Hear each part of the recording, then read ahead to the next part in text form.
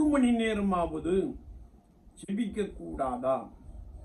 ஏன் ஜெபிக்க வேண்டும் என்றால், சோதனைக்குட்படாதபடிக்கு என்று வேதத்திலே நாம் வாசிக்க முடியும். ஒருவேளை நாம் ஜெபிக்காத வேளையிலே சத்துருவாகிய பிசாசானவன் நம்மை சோதிக்கிறவனாக காணப்படுகிறான். ஆனால் எந்த ஒரு மனிதன், எந்த ஒரு விசுவாசி கர்த்தருக்குள் பலமாய் ஜெபிக்கிறவர்களாக காணப்படுகிறார்களோ, அவர்கள் உலக வாழ்க்கையை மேற்கொள்ளுகிறவர்களாக, ஜெயிக்கிறவர்களாக இருக்கிறார்கள் என்பதை குறித்து நாம் பரிசுத்த வேதாமத்திலே மிக ஆழமாய் வாசிக்க முடியும்.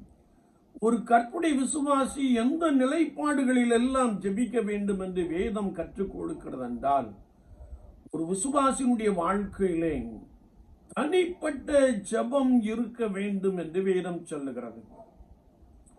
ஒரு விசுவாசியினுடைய வாழ்க்கையிலே இருவராய் கூடி ஜெபிக்க வேண்டிய ஜெபம் இருக்க வேண்டும் என்று வசனம் சொல்லிக் கொடுக்கிறது. ஒரு விசுவாசியினுடைய வாழ்க்கையிலே சபையாரோடு கூட இணைந்து ஜெபிக்கின்ற ஒரு ஜெபம் காணப்பட வேண்டும் என்பதை குறித்து வார்த்தை நமக்கு மிக தெளிவாக கற்றுக் கொடுக்கிறது.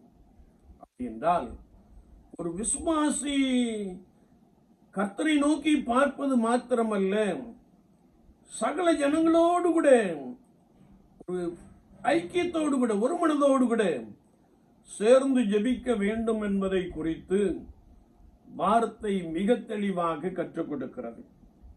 முதலாவதாக நாம் தானியேலின் புஸ்தகம் 6ஆம் அதிகாரம் 10ஆம் வசனத்தை நாம் வாசிக்கின்ற போது, தானியேலோ வென்றால் தினமும் 3 வேளை ஜெபம் பண்ணினான். தானியேலுக்கு உண்டான சோதனை என்னவென்றால், அவனோடு கூட பணி செய்த பிரதானிகள் அவன் மீது குற்றம் கண்டுபிடிக்க வேண்டும் என்று விரும்பினார்கள். எனவே ராஜாவின் மூலமாக 30 நாள் அளவும் ராஜாவை தவிர வேறு யாரிடத்திலும் விண்ணப்பம் பண்ணக்கூடாது என்று ஒரு சட்டத்தை இயற்றினார்கள். எல்லாவற்றையும் அறிந்திருந்தும் தானியேல் தினமும் 3 வேளை ஜெபம் பண்ணினான். தானியேலுடைய வாழ்க்கையை நாம் பார்க்கின்ற பொழுது, அவன் கர்த்தருக்கு முன்பதாக உண்மை உள்ளவனாக காணப்பட்டான். அவன் தேவனுக்கு முன்பதாக குற்றமற்றவன், ராஜாவுக்கு முன்பதாக நீதி கேடு செய்ததில்லை. அவன் தன் தேவன் பேரில் விசுவாசித்திருந்தான். ஒரு மிக சிறந்த குணங்களை உடைய ஒரு மனிதனாக தானியேல் காணப்பட்டான். எனவே தானியேல் தன்னை சுற்றி நடைபெறுகிற சம்பவங்களை பெரிதாய் கொள்ளாமல், தனக்கு விரோதமாய் எழுப்பப்படுகிற காரியங்களை பெரிதாய் எடுத்துக் கொள்ளாமல் அவன் கர்த்தரை நோக்கினான். வேதம் சொல்லுகிறது, அவன் தினமும் 3 வேளை ஜெபம் பண்ணினான். தானியேலின் காரியம் ஜெயமாயிருந்தது.